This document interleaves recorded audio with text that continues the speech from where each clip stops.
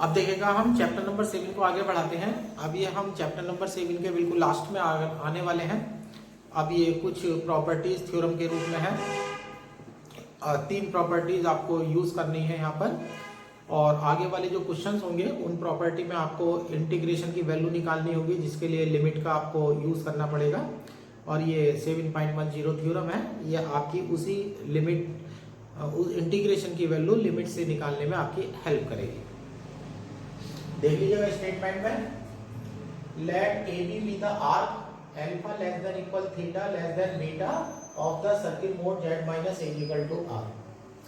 आपके पास कोई सर्किल है जिसकी equation mod z minus a equal to small r है, सेंटर a हो जाएगा, रेडियस r हो जाएगी, उसकी कोई आर्क आप a b ले रहे हैं और वो arc A B alpha less than equal theta less than equal beta के बीच में है। यानी कि आर्क ए बी की जो लोअर लिमिट है वो अल्फा है और जो अपर लिमिट है वो बीटा है। फिर आगे है एक, यहाँ ध्यान से देख लेना, if limit z tends to a z minus a F Z. अब limit z tends to a है, z minus a F Z है और उसकी वैल्यू k आ रही है, तो देखिएगा k पर इंटीग्रेशन की वैल्यू किस तरह से डिपेंड करेगी। Then limit r tends to 0 small r tends to 0 integration a b F Z D Z की जब, यानी कि आप आर्क पर जाकर के इंटीग्रेशन करेंगे तो आपका एक i आएगा, upper limit minus lower limit, beta minus alpha आ जाएगा और कांस्टेंट k आ जाएगा, जो कि k आपकी लिमिट की वैल्यू होगी। और the integration along A B is taken in the anticlockwise direction. और जो इंटीग्रेशन लेना है वो आपको एंटी क्लॉकवाइज डायरेक्शन में लेना है। अब देख लीजिएगा यहाँ पर प्रूफ है। सबसे पहले आप वैल्यू उठाइएगा, given limit z tends to a z minus a F Z is equal to k। यहाँ पर limit z minus a F Z is equal to k value दे रखी है। तो यहाँ पर जो है अब हम ये वैल्यू लेने जा रहे हैं। लिमिट की वैल्यू दे रखी है, यहाँ पर आप लिमिट की डेफिनेशन आप यूज करेंगे, एप्सिलॉन वाली डेफिनेशन आप यहाँ पर यूज करने वाले हैं और उसकी प्रॉपर्टी लगा करके आपकी थ्योरम जो है वो प्रूव हो जाएगी। ये हो जाता है और k के आगे ब्रैकेट में ये भी लिख देता हूँ, जो लिमिट की वैल्यू आनी चाहिए वो कांस्टेंट आनी चाहिए, ये किसी भी हालत में जो है वेरिएबल नहीं होनी चाहिए। ये आपका फार्मूला तभी काम करेगा जब लिमिट की वैल्यू जो है वो कांस्टेंट आएगी, और वेरिएबल अगर आ जाती है तो आपका फार्मूला काम नहीं करेगा। ये है, और इसे लेफ्ट में ले जाइएगा, limit z tends to a z minus a F Z minus k is equal to 0। अब देखिएगा राइट हैंड साइड में मैं 0 बना चुका हूँ। अब मैं एप्सिलॉन की तैयारी में हूँ और mod z minus a F Z minus k less than epsilon where mod z minus a is small. अब ये डेल्टा की जगह हमने ये डाल दिया है कि मोड z माइनस a जो है वो स्मॉल होना चाहिए। अब यहाँ पर देख लीजिएगा, अब इनके साथ कंडीशन डाल देते हैं, एंड एप्सिलॉन टेंड्स टू के साथ तो एक ही शर्त होती है कि वो 0 हो जाता है, एप्सिलॉन टेंड्स टू 0 एज, यहाँ पर लिमिट डाल देते हैं z टेंड्स टू a। और अब यहाँ देखिएगा मोड z माइनस a की वैल्यू आ रही है, जब limit z tends to a लगेगी तो यहाँ से r टेंड्स टू 0 हो जाएगा, यहाँ से मिल जाता है आपको r टेंड्स टू 0। ये आपकी कंडीशन आ गई है। अब यहाँ से आप वैल्यू डाल दीजिएगा। अब यहाँ मोड की वैल्यू पड़ी हुई है जो कि एप्सिलॉन से छोटी है, मैं इसे एक वैल्यू देने वाला हूँ, और z minus a F Z minus k is equal to डाल दीजिएगा ईटा z। ईटा कोई कॉम्प्लेक्स फंक्शन है और इसके साथ शर्त लगा दीजिएगा where mod eta z less than epsilon.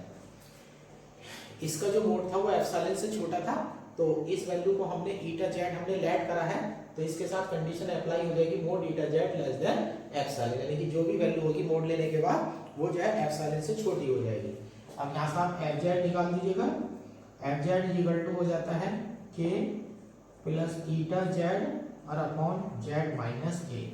ये आपकी एफ जेड की वैल्यू आपके पास आ चुकी है। अब इस एफ जेड की वैल्यू को उठा करके यहाँ पर इंटीग्रेशन में डाल दीजिएगा, बाद में लिमिट लेंगे, क्योंकि integration A B F Z D Z is equal to integration A B और ये हो जाएगा k plus eta Z upon Z minus A D Z. इसके दो पार्ट कर दीजिएगा, k तो कांस्टेंट है बाहर आ जाएगा, integration A B D Z upon Z minus A plus integration A B या eta Z upon Z minus A D Z. Eta Z एक वेरिएबल क्वांटिटी है तो वो आपकी जो है इंटीग्रेशन से बाहर नहीं जा सकती है। अब यहाँ पर इंटीग्रेशन की वैल्यू रखने की तैयारी करिएगा अपनी। दूसरी वाली टर्म को तो छोड़ दीजिएगा, चूंकि circle is mod Z minus A equal to R, तो Z minus A equal to R E की पावर आई थीटा। यहाँ से डिफरेंशिएट करेंगे तो डी जेड इक्वल टू हो जाएगा I R E to the power I theta D theta. और question की पहली लिमिट में जो पहले लाइन है उसमें लिमिट दे रखी है अल्फा से बीटा। अब ये सिर्फ मैं एक ही जगह वैल्यू रखूंगा, ये हो जाता है integration F Z D Z equal to, यहाँ लिमिट हो जाएगी अल्फा से बीटा, बाहर के पड़ा हुआ है, और डी जेड में I R E to the power I theta upon E to the power I theta D theta plus integration A B eta Z upon Z minus A D Z. ये सभी ऐसा कैसे छोड़ दीजिएगा। अब देखिएगा e की पावर आई थीटा कट चुका है और r से r कट चुका है, यहाँ इंटीग्रेशन करके वैल्यू आ जाएगी आपकी k आ जाएगा i आ जाएगा beta minus alpha plus integration A B eta Z upon Z minus alpha D Z. अब यहाँ से देख लीजिएगा आप, ये आपका आंसर है। अब राइट हैंड, इस आंसर को मैं लेफ्ट में ले जाऊंगा, जो राइट हैंड साइड में वैल्यू बनेगी उसे मैं जीरो में कन्वर्ट कर दूंगा। उसके लिए मुझे एप्सिलॉन का यूज करना पड़ेगा, क्योंकि एप्सिलॉन के साथ शर्त देख लीजिएगा, एप्सिलॉन आपका जीरो में जा रहा है जबकि लिमिट लग रही है r टेंड्स टू जीरो। अब ये हो जाता है integration A B F Z D Z minus I K beta minus alpha equal to बचता है integration A B eta Z upon Z minus alpha D Z. अब यहाँ पर देख लीजिएगा, अब इंटीग्रेशन की यहाँ पर वैल्यू रखने जा रहे हैं। अब आप मोड की तैयारी करिएगा, यहाँ मोड लगा दीजिएगा, mod integration A B F Z D Z minus I K beta minus alpha. इसमें मोड अंदर ले जाइएगा, जैसे मोड अंदर लेकर के जाएंगे तो तुरंत लेस देन इक्वल लग जाएगा। ये हो जाएगा इंटीग्रेशन ए बी, यहाँ हो जाएगा मोड डी जेड, और यहाँ हो जाएगा मोड जेड माइनस ए, और यहाँ हो जाएगा मोड डी जेड। ये अल्फा लिखा गया है मेरे से ना, ये जेड माइनस ए है, मोड बन चुका है। और मोड ईटा जेड की शर्त देख लीजिएगा, मोड ईटा जेड लेस देन है एप्सिलॉन से, तो ये वैल्यू आपकी हो जाती है लेस देन एप्सिलॉन। कांस्टेंट होता है तो बाहर हो जाएगा इंटीग्रेशन डी बी और mod D Z upon mod Z minus A. अब यहाँ पर जो है इसकी वैल्यू डाल दीजिएगा जेड माइनस ए की, और डी जेड की वैल्यू यहाँ से डाल दीजिएगा।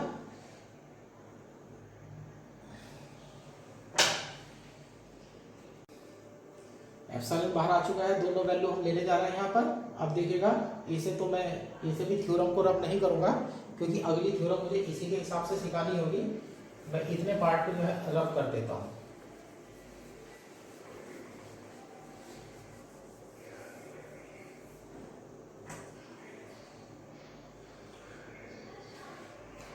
मोड डी जेड है, यहाँ से देख लीजिएगा, मोड डी जेड की जब वैल्यू लेंगे आप तो आई का मोड वन हो जाएगा, ई की पावर आई थीटा का मोड वन हो जाएगा, तो आर डी थीटा हो जाएगा, और मोड जेड माइनस ए की वैल्यू आर हो जाएगी। तो आपका हो जाएगा mod integration A B F Z D Z minus I K beta minus alpha less than epsilon, limit हो जाएगी अल्फा से बीटा, और मोड डी जेड की वैल्यू आ जाएगा आपका आर डी थीटा आ जाएगा, और नीचे आ जाएगा आपका आर से आर आपका कैंसिल हो जाता है ये।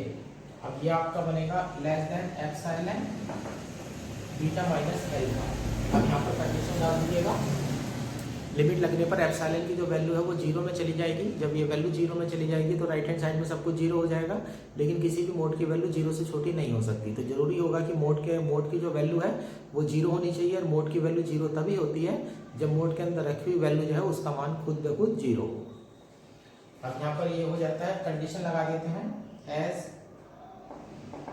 जेड टेंड्स टू ए कह दीजिएगा, और आर टेंड्स टू जीरो कह दीजिएगा, कॉमा एप्सिलॉन टेंड्स टू 0। अब ये कंडीशन यहाँ पर अप्लाई हो जाएगी, तो limit r tends to 0 integration A B F Z D Z और minus I K beta minus alpha equal to 0। तो ये हो जाता है limit r tends to 0 integration A B F Z D Z equal to I K beta minus alpha. और इस तरह से जो है आपका क्वेश्चन जो है ये प्रूव हो जाता है, थ्योरम प्रूव हो जाती है। अब इस 7.10 के बाद जो थ्योरम है वो 7.11 है। 7.10 और 7.11 में कोई फर्क नहीं है। 7.11 में आप ये है let A B the arc alpha less than theta less than beta of the circle. अब सर्किल यहाँ पर बदल जाएगा, mod Z is equal to capital R, limit की वैल्यू बदल जाएगी, लिमिट हो जाएगी जेड टेंड्स टू इनफाइनाइट और यहाँ हो जाएगा Z F Z is equal to K. और यहाँ पर limit small R tends to 0 की जगह limit R tends to infinite हो जाएगा। बाकी इसमें कोई चेंज नहीं होगा। असल में होता क्या है, अब जो आने वाले क्वेश्चंस होंगे उन आने वाले क्वेश्चंस में हम दो तरह के सर्किल ड्रॉ करेंगे। एक वो सर्किल होंगे जिन्हें श्रिंक हमें करना होगा, सिकोड़ना होगा जिन्हें, तो उनकी जो रेडियस है वो स्मॉल आर डालने के बाद उसे बाद में टेंड्स टू 0 ले जाया करेंगे, तो इंटीग्रेशन की वैल्यू मिलेगी। एक हमारे पास बड़ा सर्किल होगा जिसमें पूरा कॉम्प्लेक्स प्लेन हमें नापना होगा, तो उसके लिए कंडीशन लगाएंगे हम capital R tends to infinite. तो जहां पर limit small R tends to 0 लगेगी, यानी कि छोटे वाले सर्किल जब श्रिंक करने का नंबर आएगा तो उनमें आप पार्टिकल 7.10 का यूज करेंगे, और जब बड़े सर्किल को आपको फैलाने का नंबर आएगा तो उसमें limit capital R tends to infinite लगेगी। ऐसे केस में आप पार्टिकल 7.11 यूज करेंगे। 7.10 और 7.11 में सिर्फ लिमिट का फर्क है, बाकी कैलकुलेशन में कोई फर्क नहीं है। तो इसलिए 7.11 आप बुक से जो है आसानी से कर सकते हैं। दोनों थ्योरम्स में इंटीग्रेशन में या कोई भी वैल्यू लेने में इसमें कोई फर्क नहीं है, दोनों एक दूसरे की नकल ही है यहाँ पर। अब मैं नेक्स्ट थ्योरम पर आता हूँ।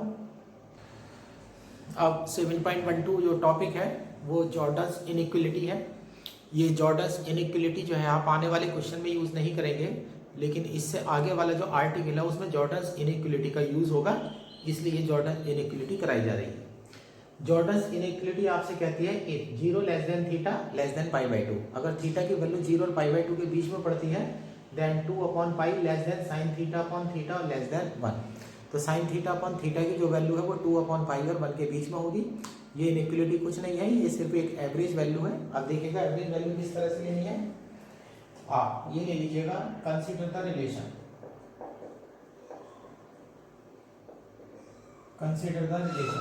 x is equal to cos theta. अब आपने एक रिलेशन ले लिया है x is equal to cos theta. अब मैं इसकी मीन वैल्यू निकालने वाला हूं जब मेरा ऑर्डिनेट थीटा का 0 से थीटा में जाएगा, यानी कि जब मेरा लिमिट जो है वो 0 से थीटा जाएगी तो उस समय मैं एवरेज निकालने वाला हूँ, मीन निकालने वाला हूँ। तो मीन निकालने का तरीका होता है, अगर आप इंटीग्रेशन करके लिमिट लगा देंगे तो टोटल वैल्यू आ जाएगी, और थीटा के रेस्पेक्ट में इंटीग्रेशन कर रहे हैं और थीटा से अगर डिवाइड कर देंगे तो आप एवरेज वैल्यू निकाल लेंगे। तो ये ले लेते हैं mean value of X when theta lie between 0 to theta. ये इंटीग्रेशन की लिमिट हो जाएगी, तो यहाँ एक्स बार हो जाएगा, ये हो जाएगा इंटीग्रेशन लिमिट 0 से theta cos theta D theta. ये आपकी टोटल वैल्यू हो गई है क्योंकि आपने इंटीग्रेशन करा है इसका। अब नीचे आप थीटा डाल देंगे एवरेज के लिए, तो ऊपर जब कॉस थीटा का इंटीग्रेशन करेंगे तो ये साइन थीटा बन जाएगा और अपॉन में हो जाएगा थीटा। अब एक्स बार की जो वैल्यू है वो बन चुकी है साइन थीटा अपॉन थीटा। अब आप कंडीशन लगाइएगा यहाँ पर, for 0 less than theta less than pi by 2, ये वाली कंडीशन उठा लीजिएगा। 0 less than theta less than pi by 2 is to implies, यहाँ पर आप कंडीशन लगा देंगे X bar at theta is equal to pi by 2 less than X bar और लेस देन एक्स बार, और यहाँ कंडीशन लगा देंगे थीटा इज इक्वल टू 0 की।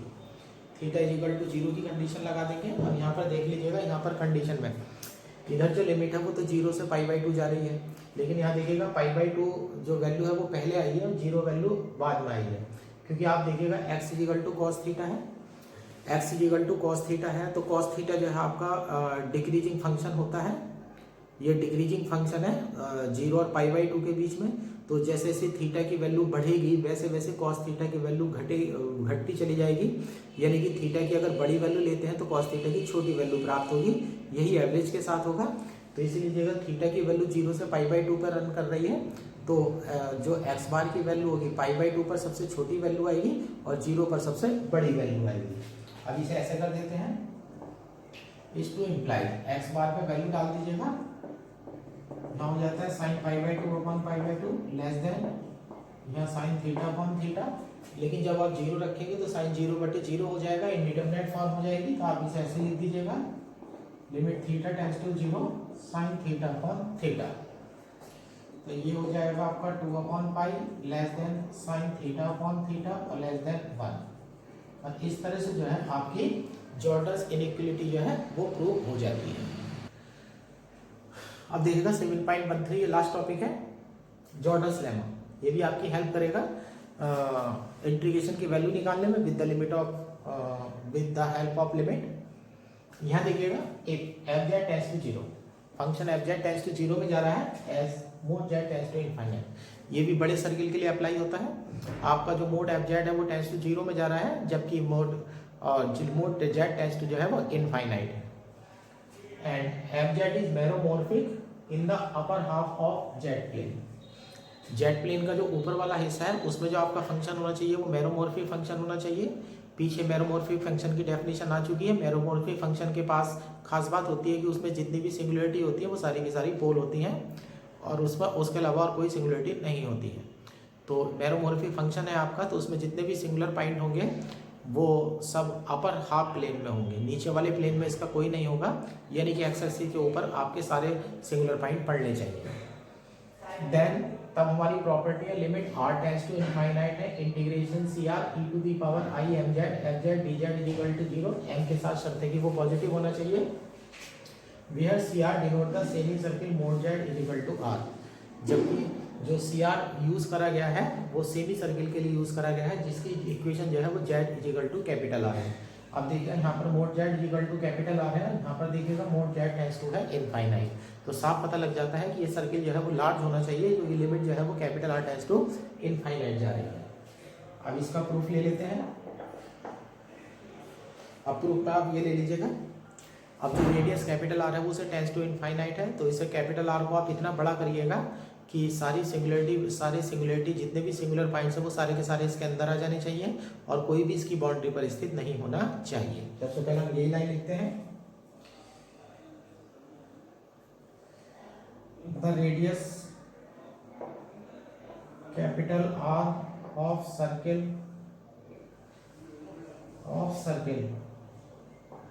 Can be made larger as all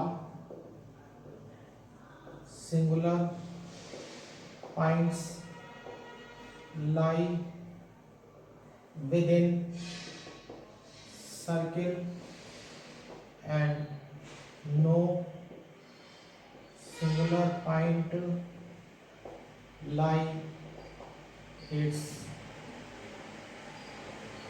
boundary. तो थ्योरम के स्टेटमेंट में capital R tends to infinite है, तो सीधी सी बात हम इसे कितना ही बड़ा कर सकते हैं। तो हम इतने बड़े सर्किल के बारे में सोच रहे हैं जिसमें सारे सिंगुलर पॉइंट जो है वो सेमी सर्किल के अंदर आ जाने चाहिए, कोई भी जो उसकी बाउंड्री पर स्थित नहीं होना चाहिए। अब कंडीशन लेते हैं, एफ जेड टेंड्स टू 0 है तो mod Z tends to infinite और मोड जेड की जो वैल्यू है वो हमारी इक्वल टू R है। अब ये हो जाता है given limit mod Z tends to infinite F Z is equal to 0, इस टू इम्प्लाइज, तो ये हो जाएगा limit capital R tends to 0 F Z is equal to 0, ये हमारी वैल्यू आ जाती है। एप्सिलॉन लगा देते हैं, इस to implies mode F Z less than epsilon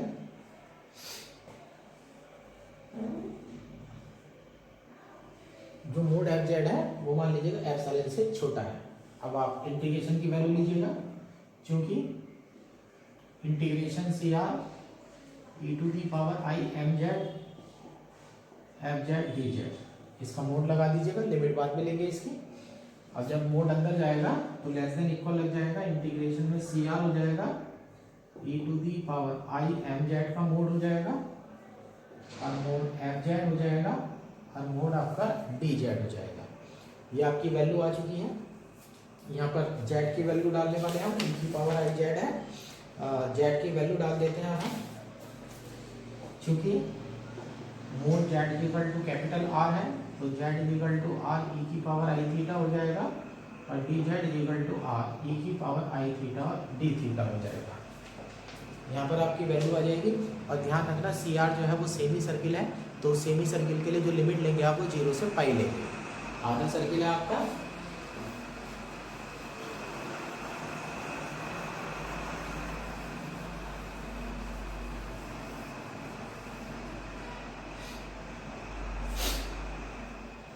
ये हो जाएगा हमारा less than equal integration C R, तो आएगा नहीं अब, इसकी जगह लिमिट 0 टू पाई आ जाएगी और एप्सिलॉन में इक्वल नहीं है तो यहाँ से आप इक्वल हटा देंगे और mod E to the power I M Z की वैल्यू में हो जाएगा आर ई की पावर आई थीटा को खोल दीजिएगा cos theta plus I sine theta, mod F Z की वैल्यू एप्सिलॉन हो जाएगी और मोड डी जेड की वैल्यू में आ जाएगा आर डी थीटा। एप्सिलॉन बाहर आ जाएगा, कैपिटल आर बाहर आ जाएगा, इंटीग्रेशन की लिमिट आपकी 0 टू पाई हो जाएगी और यहाँ मोड में ई टू दी पावर ये हो जाएगा आई और ब्रैकेट में डाल दीजिएगा एम आर कॉस थीटा और दूसरा मोड में हो जाएगा E to the power I I I square बनेगा तो ये हो जाएगा माइनस का एम आर साइन थीटा और यहाँ हो जाता है आपका डी थीटा। अब आपके पास ये वैल्यू बन चुकी है यहाँ पर। अब यहाँ देखिएगा ई टू दी पावर में आई पड़ा हुआ है, और जब ई टू दी पावर में आई पड़ा हुआ है तो वी की पावर आई थीटा बनेगा cos theta plus I sine theta, तो उसकी मोड की वैल्यू में under cos square plus sine square आएगा तो इसकी वैल्यू 1 हो जाएगी। तो ये वैल्यू आपकी 1 हो जाती है एप्सिलॉन आर इंटीग्रेशन 0 से पाई, ये वैल्यू 1 हो जाएगी। इस पर मोड लगाने की कोई ज़रूरत नहीं है। ई टू दी पावर की जो वैल्यू होती है वो ऊपर एम और आर और कॉस थीटा जो है वो रियल वैल्यू पड़ी हुई है, तो रियल वैल्यू और ई की पावर करने से कभी माइनस नहीं आता है तो रियल वैल्यू है, तो मोड की कोई ज़रूरत नहीं है। निगेटिव हो तो भी मोड की ज़रूरत है, लेकिन ये वैल्यू ई की पावर होने की वजह से निगेटिव नहीं होगी तो इसके मोड की कोई आवश्यकता नहीं है। तो यहाँ E to the power minus M R sine theta और डी थीटा। अब हम पीछे वाला आर्टिकल यूज करते हैं by Jordan's inequality. Jordan's inequality में आपने sine theta upon theta less than 1 करा था, लेकिन मुझे यहाँ पर जो है बड़ी वाली वैल्यू चाहिए मुझे यहाँ पर, तो हमने लिखा था साइन थीटा ऊपर है, हमारी वैल्यू आई थी यहाँ 2 अपॉन पाई आया था और less than sine theta upon theta आया था, इसको इम्प्लाइज तो यहाँ पर हो जाएगा sine theta greater than 2 theta upon पाई। अब मैं साइन थीटा हटा करके वैल्यू डाल रहा हूँ 2 थीटा अपॉन पाई। अब मैं साइन थीटा हटा रहा हूँ और सॉरी साइन मेरे से गलत लग गया है, यहाँ ग्रेटर देन आएगा। साइन थीटा हटा करके मैं 2 थीटा अपॉन पाई वैल्यू डाल रहा हूँ, लेकिन ऊपर देखिएगा साइन थीटा के साथ क्या है माइनस हो रहा है, माइनस लगते ही जो है नेचर अपोजिट हो जाएगी, तो ये हो जाएगा इसको इम्प्लाइज माइनस का sine theta less then minus 2 theta upon पाई। तो ये वैल्यू आप डालने वाले हैं यहाँ पर। अब माइनस का साइन थीटा हटेगा, उसकी जगह बड़ी वैल्यू आ रही है राइट हैंड साइड में, तो राइट हैंड साइड बड़ी हो जाएगी। साइन आपने लेस देन लगा ही रखा है तो आपको अधिकार है कि कोई सी भी बड़ी वैल्यू आप राइट में रख सकते हैं। तो ये हो जाता है आपका इंटीग्रेशन एप्सिलॉन आर हो जाएगा 0 टू पाई हो जाएगा और ई टू दी पावर में ये हो जाएगा साइन थीटा है यहाँ पर, सॉरी ये वैल्यू है मेरी, तो ये माइनस साइन थीटा की वैल्यू आ रही है तो एम आर हो जाएगा माइनस का 2 आ जाएगा और एम आ जाएगा आर आ जाएगा थीटा आ जाएगा और अपॉन में पाई और यहाँ हो जाएगा डी थीटा। अब आराम के साथ इसका इंटीग्रेशन कर दीजिएगा। एप्सिलॉन आर हो जाएगा e to the power minus 2mr theta upon pi हो जाएगा और यहाँ हो जाएगा माइनस का 2mr अपॉन पाई। अब लिमिट जो है वो मेरी 0 से कैपिटल पाई हो जाती है। अब देखिएगा r से r हमारा कैंसिल हो जाएगा,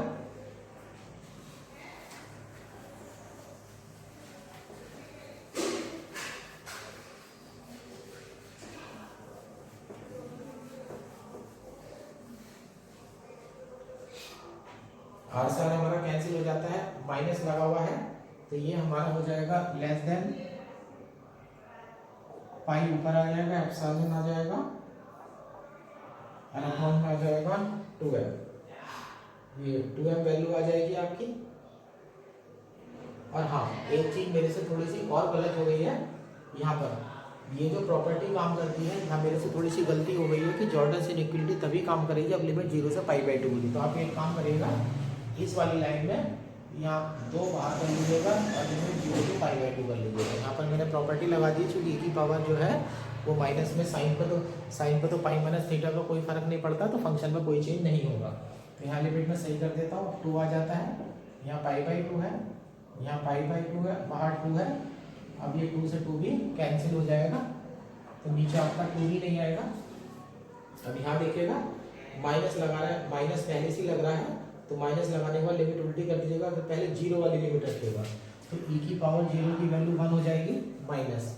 अब थीटा की जगह पाई बाई 2 डालेंगे तो पाई से पाई कैंसिल होगा, 2 से 2 कैंसिल होगा, तो e टू दी पावर जो है माइनस का mr हो जाएगी। तो 1 minus e to the power minus mr। अब r की वैल्यू डाल दीजिएगा as r tends to infinite, comma e to the power minus mr tends to 0, comma epsilon tends to 0। अब जो ब्रैकेट है उसकी वैल्यू तो आपको 1 मिल जाएगी, लेकिन बाहर से मल्टीप्लाई एप्सिलॉन कर रहा है तो ये वैल्यू 0 में चली जाएगी, तो राइट हैंड साइड जो है आपकी सारी की सारी 0 हो जाती है। तो आपकी कंडीशन बन जाती है, लिमिट लेफ्ट में मोड चल रहा था उसमें डाल दीजिएगा limit r tends to infinite integration cr e to the power i z f z d z value 0। इस प्रकार से जो है आपका ये आर्टिकल जो है वो पूरा हो जाता है। अब ये 3 आर्टिकल कराए गए हैं, 7.10, 7.11 और 7.13 की जरूरत नहीं पड़ेगी ये वाला आर्टिकल। इन आर्टिकल को अब हम इन्हें सीख लीजिएगा, इनके जो प्रूफ है वो इम्पोर्टेंट नहीं है, लेकिन इनका जो यूज़ है वो हम क्वेश्चंस में करेंगे। इंटीग्रेशन की जो वैल्यू है वो हम लिमिट की हेल्प से निकालेंगे, डायरेक्ट उसमें आंसर रख दिया करेंगे। तो इन प्रॉपर्टी का हम नेक्स्ट वीडियो से यूज़ करना शुरू कर देंगे।